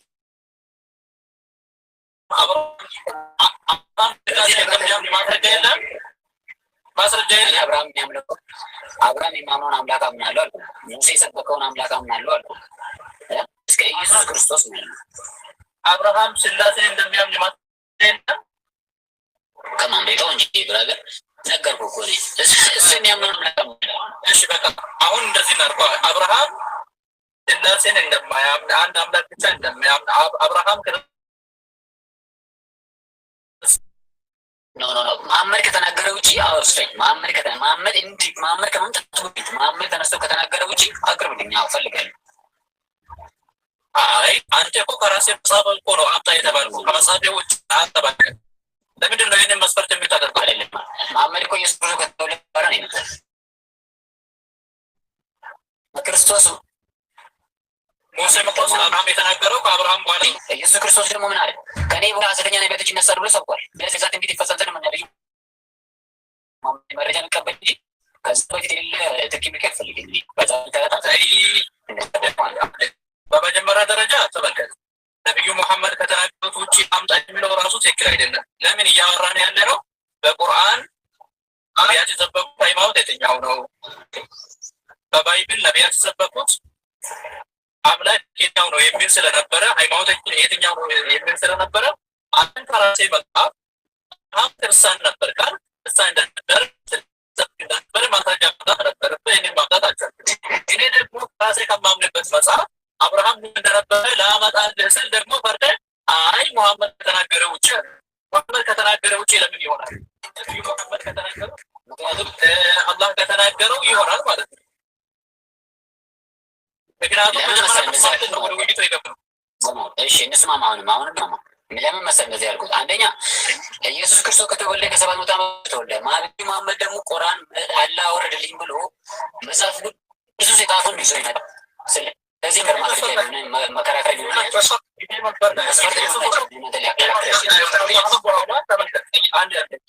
ኢየሱስ ከአብርሃም በኋላ የመጣው እኮ ከሺህ ዓመታት በኋላ እኮ ነው። ከሺህ ዓመታት በኋላ ማለት ነው። ያ ምንም የሚቀይረው ነገር 1500 ትክክል 400 ዓመት በኋላ አንድ አይደለም። አልገባኝም። 400 ማለት ነው 400 ምንድን ነው? ሙሴ ከአብርሃም በኋላ ከ400 ዓመታት በኋላ ግን እንደመጣው። እሺ እና ታዲያ ይምጣ። እሺ ኢየሱስ ደግሞ ከአብርሃም በኋላ ከስንት ዓመት በኋላ ነው የመጣው? ኢየሱስ ዓለም ከተፈጠረ ከ5500 በኋላ ነው የመጣው። ከአብርሃም በኋላ ነው የመጣው። ከአብርሃም በኋላ ነው የመጣው። ከነቢያቶች በኋላ ነው የመጣው። እንደው ማስረጃ ውድቅ ይሆናል። ለምንድን ነው ውድቅ የሚሆነው? እነሱ ያስተማሩትና ያስተማሩት የነቢዩ መሐመድ ነቢዩ መሐመድ ከአብርሃም በኋላ ስለመጡ ማስረጃቸው ውድቅ ነው ማለት አይደለም ማለት ነው። ልክ ኢየሱስ ከአብርሃም በኋላ መጥቶ ማስረጃ ውድቅ እንደማይሆኑ አሁን ወደ አንድ ሚዩታል አንድ ልጨርስ። አንደኛ በመጽሐፍ ቅዱስ ላይ አብርሃም ክርስቲያን ነው የሚል ማስረጃ የለም። አንድ ሁለተኛ አብርሃም ስላሴን ሰብኳል የሚል የለም። በቁርአን ላይ ስንመለከት ደግሞ አብርሃም ሙስሊም እንደነበረ ተገልጿል። በሱረቱ አለ ኢምራን ላይ አላህ ሱብሓነሁ ወተዓላ ስለ አብርሃም ሲናገር ምን አለ? ወላኪን ካነ ሐኒፈን ሙስሊማ ወማ ካነ ሚነል ሙሽሪኪን ይላል። ያ ማለት ምን ማለት ነው? ማካነ ኢብራሂሙ የሁድየን አብርሃም አይሁድ አልነበረም፣ ወላ ነስራንየን ክርስቲያንም አልነበረም፣ ወላኪን ካነ ሐኒፈን ሙስሊማ ነገር ግን ሙስሊም ነበር፣ ቀጥተኛ ሙስሊም ነበር። ወማ ካነ ሚነል ሙሽሪኪን ከአጋሪዎችም አልነበረም ብሎ ይናገራል። ይሄን መሐመድ ነው የነገረ ይሄንን መሐመድ ነው የነገረ አይደለም መሐመድ አይደለም ተናጋሪው እኮ መሐመድ ያመጣውን ቁርአን ይዟል። ይሄ አላህ ሰጠኝ ብሎ የተናገረውን ቁርአን ነው። በዛ ነው እያመንክ ያለው አይደል? ይሄ ተናጋሪው አላህ ነው። በመጀመሪያ ደረጃ የቁርአን ተናጋሪ ማን እንደሆነ ራሱ አታውቅም። የማታውቁም መጽሐፍ ነው እየተቃወምክ ያለው አንድ። ሁለተኛ ደግሞ ስለ አብርሃም ሙሴ የነገረን ከሙሴ ከአብርሃም በኋላ መጥቶ ነው እንጂ በአብርሃም ዘመን የተጻፈ መጽሐፍ የለም። ለምሳሌ ስለ አብርሃም ሰው እንዳለ ከመጽሐፍ ቅዱስ ውጭ ማስረጃ አለ?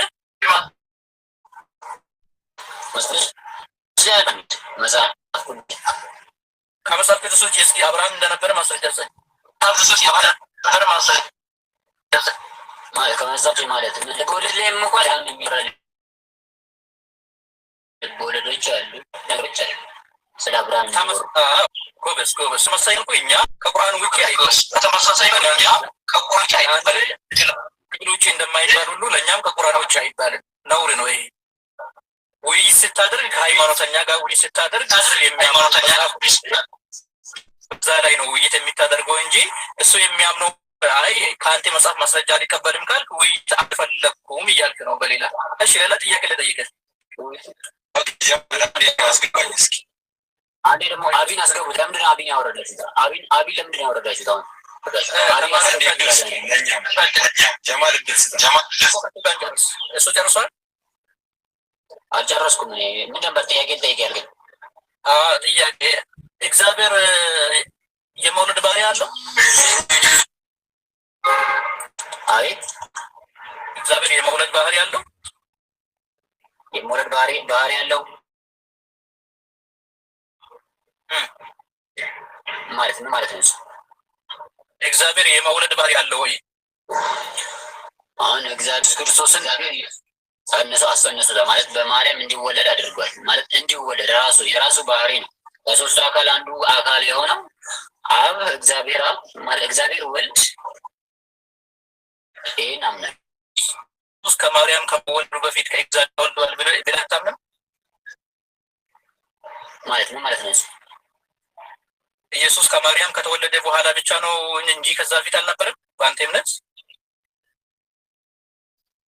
አለ በባህሪው አለው። ዮሐንስ ወንጌል ምዕራፍ 1 ላይ እኮ መጀመሪያ ቃል ነበረ፣ ቃልም በእግዚአብሔር ዘንድ ነበር ይላል። እስኪ ቀለል ላድርግልህ። ኢየሱስ የእግዚአብሔር ልጅ የተባለው ከማርያም ከተወለደ በኋላ ነው ወይስ ከዛ በፊት ነው? ከዛ በፊትም ነበረ እያለ ነበር። ከአብ ጋር ነበረ። ይሄ ማለት እኮ ከሶስቱ አካል አንዱ አካል ማለት አብ ልብ ነው፣ ወልድ ደግሞ ቃል ነው፣ መንፈስ ቅዱስ ደግሞ እስትንፋስ ነው። እነዚህ ሶስት በአንድ ላይ ነበሩ። እንግዲህ ሐዋርያው ቅዱስ ጳውሎስ ማለት ቅዱስ ዮሐንስ ሲናገረን መጀመሪያ ቃል ነበረ፣ ቃልም በእግዚአብሔር ነበረ፣ ቃልም ስጋ ሆነ። ያለሱ ዓለም ሙሉ የተፈጠረው በሱ እንደሆነ ዮሐንስ ራሱ ይናገራል ነበር። ስለዚህ መጀመሪያ ነበረ ይላል እኮ። መጀመሪያ በምን መልኩ ነው የነበረው? መጀመሪያ አይታይም። ፈጣሪ እኮ ነው። ፈጣሪ እኮ ልታስችል ስጋ የሰውን ስጋ ካለበሰ በስተቀር ልታወጣ አካል ነበሩ። አካል አለው ፐርሰን ነበር። ስጋ ከለበሰ በኋላ ስጋውን የተጠየቃችሁ ጥያቄ እኮ ነው ጀማል ነው ወይ? ግን ጥያቄውን አንድ ላይ አድርጉት። እስከ አንተ ጣቃት ስጋ ከመልበሱ ፊት ኢየሱስ የራሱ አካል አለው? ባህሪ ነው። አካልስ አምላካዊ የሆነ ባህሪ አለው። አካል ነበሩ። ሶስት ነው ማለት አንድ ነው ማለት በአካል አንድ ነው። ያወዛገብኝ ነው በነገራችን ላይ አንድ አምላክ ነው አይደል? በአምላክ በቃ በመለኮት ሶስት ነው። በአምላክነት በስልጣን አንድ ነው። እየነገርኩህ ያለው አብ አካሉ የማይታይ የማይዳስስ የማይጨበጥ ነው። ኦሪት ዘዳግም ላይ እንዲህ ይላል። ኦሪት ዘዳግም ላይ እንዲህ ይላል። ኦሪት ዘዳግም ምዕራፍ 32 ቁጥር 39 ላይ እንዲህ ይላል። አሁንም እኔ ብቻዬን እኔ እንደሆን ከእኔም በቀር አምላክ እንደሌለ እዩ። እኔ እገድላለሁ አድንማለሁ፣ እኔ እመታለሁ እፈውስማለሁ፣ ከእጄም የሚያድን የለም ይላል። እኔ ብቻዬን ነኝ እያለ ያለው ማን ነው? እግዚአብሔር ነው። የትኛው እግዚአብሔር? አንድ የሆነ አምላክ ማለት ነው። ሶስቱም እኮ አንድ ናቸው። አብን፣ ወልድ፣ መንፈስ ቅዱስም አንድ አምላክ ነው። በአንድ ድምፅ የተናገሩ በአገዛዝ አይለዩም። በአነጋገር አይለዩም። በእያንድ በፍጥረት በመናገር አይችሉ አይለያዩም። ለምሳሌ ያንተ አሁን እኮ ብቻዬን ነኝ ከኔ ጋር ሌላ የለም እያለ ነው ነገርኩህ እኮ። አብ፣ ወልድ፣ መንፈስ ቅዱስ ባል ናቸው። እነዚህ አንድ አካል ናቸው እያልኩ አንድ ናቸው። ሶስቱም አንድ ናቸው። ስለዚህ አንድ አምላክ ነው የምንለው እኛ። ብቻዬን ነኝ እያለ ያለው ማን ነው? እግዚአብሔር ነው። የትኛው እግዚአብሔር? አንተ የትኛውን እግዚአብሔር ነው የጠየቀኝ? እዚህ ላይ የጠቀሰው የትኛው ነው? ዘግም ላይ እግዚአብሔር ይላል። እኔ እግዚአብሔር ብዬ ነው የምነግርህ። መልሱም እንደዛ ነው። አብ እግዚአብሔር ነው። ወልድም እግዚአብሔር ነው።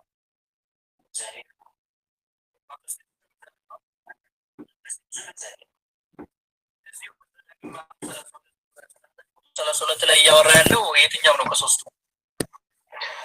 እሱ የትኛውን ብሎ ነው የሚነግርህ? አንተ እንደገባ አንተን እየጠየቁ እኮ ነው።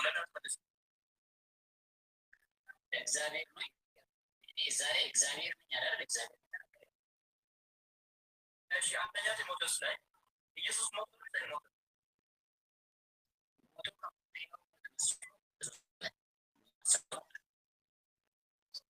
አይ ሞቶ ነው የሚሰጠው። ሞቶ ተነስቷል።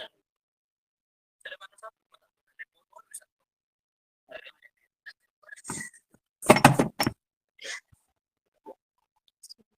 ሞት ለው ዘንድ ሞቶ ተነሳ። በሶስተኛው ቀን ገብቶ ሞቷና ተነስቷል። ከዛ ሞተ ተነሳ።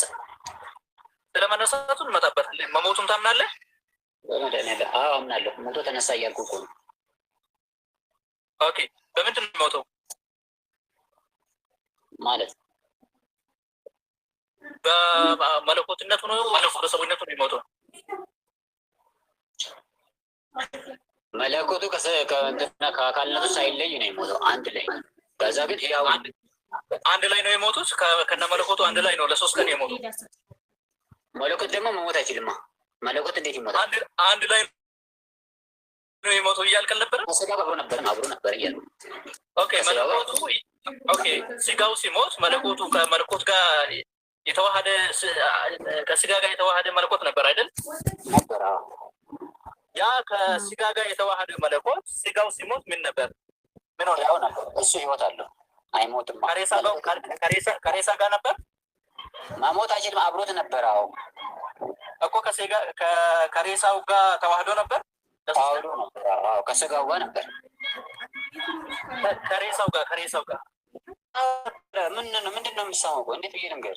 አምላክ ከሬሳ ጋር ተዋህደዋል ብለህ ነው የምታምነው? ያ መለኮት እኮ ነው ስጋውን እንዲነሳ ያደረገው። ገባኝ። አምላክ ከሬሳ ጋር ተዋህደዋል ነው የምትለው? መጀመሪያ ከተዋህዶ ስጋ ጋር ነው የተዋህደው። እንዴ ምንድን ነው ነበራ? ኢየሱስ ክርስቶስ ያው በነበረበት ሰዓት በመለኮት ጋር አብሮ ስለነበረ አይሁዶች ሰቅለውት ይሞት ዘንድ በራሱ ፍቃድ እንዲሞት ስለተደረገ በራሱ ፍቃድ እንዲሞት ስለፈለገ ኢየሱስ ክርስቶስ መለኮቱን ከሱ ሳይለይ አብሮት ነበረ ከሬሳ ጋር ለሶስት ቀን። እሺ፣ ሰምታችኋል ያላችሁ አምላክ ከዛ ከሶስተኛ ቀን ተዋህደዋል እያለ መለኮት ምንም ነገር ሳይቆጣጠረው ምንም ነገር ሳይነካው እንደገና ስጋውን ይዞ በሶስተኛው ቀን ይዞ ተነሳ። እኔ በሶስተኛው ቀን እነሳለሁ ብሎ ቃል ስለተናገረ ይዞ ተነሳ በሶስተኛው ቀን። ምንም የሚገርም ነገር የለውም። ይሄ ያው የሆነ አምላክ ሞቶ የማይቀር አምላክ ገብቷል። አንደኛ ጢሞቴዎስ ላይ እንዲህ ይላል። ይሰማሃል? አዎ ይሰማኛል። አንደኛ ጢሞቴዎስ ምዕራፍ 1 ቁጥር 7 ላይ እንዲህ ይላል። መጽሐፍ ይዘሃል? እስኪ ካለ እስኪ አልያዝኩም። ችግር የለም ተናገር። ብቻውን አምላክ ለሚሆን ለማይጠፋው ለማይታየውም ለዘመናት ንጉሥ ምስጋናና ክብር እስከዛም ድረስ ይሁን አሜን ይላል። ይሄ ብቻውን አምላክ የሚሆነው ማለት ነው። ብቻውን አምላክ የሚሆነው እግዚአብሔር ነው። የትኛው እግዚአብሔር? አብ፣ ወልድ፣ መንፈስ ቅዱስ። ክብር ለክርስቶስ ይሁን። አቦ ፈጣሪ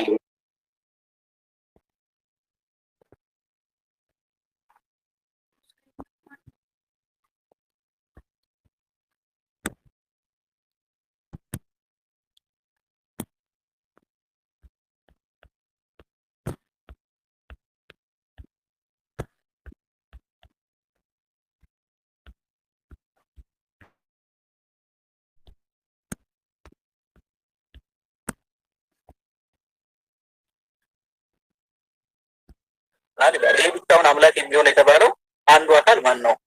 አንዱ አካል ማን ነው? አንዱ አካል እግዚአብሔር። የትኛው እግዚአብሔር? እግዚአብሔር ዓለምን የፈጠረው የትኛው? አብ ወልድ ወይስ መንፈስ ቅዱስ? አብ ወልድ መንፈስ ቅዱስ። ሶስት መሆን አይችልም እኮ ብቻውን እያልን ነው። አብ ወልድ መንፈስ ቅዱስ አንድ አምላክ ነው እያልኩ ነው። እንግዲህ በአካል ሶስት ናቸው። ብቻውን የሚለው አንድ አካል ብቻ የሚገልጽ ቃል ነው። አብ ወልድ መንፈስ ቅዱስ አንድ አምላክ ነው ብለን እናምናለን እኛ። በአካል ሶስት አይደሉም። አብ ወልድ መንፈስ ቅዱስ አንድ አምላክ ነው ካለን እግዚአብሔር ነው እያልኩ ነው። እንግዲህ ምንም ማድረግ አልችልም። ከዚህ በላይ የተለየ መልስ እኮ በአካል ሶስት አይደሉም። በመለኮት ደግሞ አንድ ናቸው። በአካል ሶስት ናቸው አይደል? በአካል ሶስት ነው፣ በመለኮት አንድ ነው። አንድ እግዚአብሔር ነው ብለን የምናምነው። በአካል ሶስት ናቸው፣ በመለኮት አንድ ናቸው። አንድ ናቸው። ሶስት አካል ስልጣን በመፍጠር አንድ ናቸው። አንድ አማርኛ ትችላለህ ብዬ አስባለሁ። ሶስት አካል በአማርኛ ቋንቋ አነጋገር ብቻውን ይባላል። የፍጥረት ከሆነ ሶስት ልጆች፣ ይሄ ግን ፈጣሪ ነው። ይሄ እኮ ፈጣሪ እኮ ነው። አብ ይፈጥራል፣ ወልድ ይፈጥራል፣ መንፈስ ቅዱስ ፈጣሪ ነው። በቃ እነዚህ ፈጣሪ ናቸው። ሰው በአማርኛ ሶስት አካል ብቻ ይባላል ወይ? ለፈጣሪን ለፍጥሮ የሚሰጠው ቦታ በአማርኛ ቋንቋ መሰረቱ ለመለኮት ይህን አይገልጸውም እያልኩ ነው። መለኮትን አይገልጸውም። ብቻውን የሚለው አምላክ ነው ይላል እኮ። ብቻውን አምላክ ነው ይላል። የሚለውን አካውንት እስኪ አስገቡበት እስኪ ለ ኦኬ፣ አስገቡለት። ዳኒ ሰላም ነው አስገቡኝ እያለ ስለ ዳኒ ክርስቲያን ነው።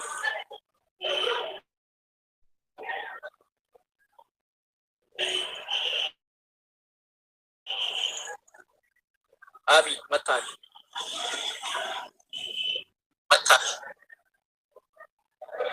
ማርያም አንተ የሚወጣው አቢ ይሰማሃል?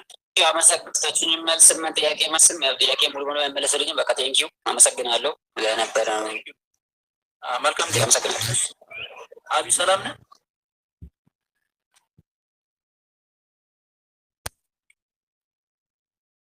እንደይ ሰላም ነሽ?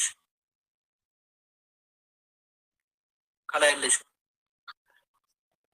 ጠይቅ ነች። ማሻአላህ ጥሩ ስነ ምግባር ያላት ሰው ነች። ወአለይኩም ሰላም። ሰይሐቂ ሰላም ነው። እንዴት ነህ? ጠፍተሃል። ብዙ እያየን አይደለም። ቲክቶክ ተጠፋፋን። ሰላም ነው? እንዴት ነው? አልሐምዱሊላህ ኸይር። ሰላም ነው። ወጣጣ ኢንሻአላህ። ሰላም አለይኩም። ኦኬ፣ እሱ እስኪያወሩ እንቀጥልኛ። ዳኒ አለ? ሌላ ክርስቲያን ካለ ገባችሁ? እያወራችሁ አይደለም። አቢም ዝም አለ።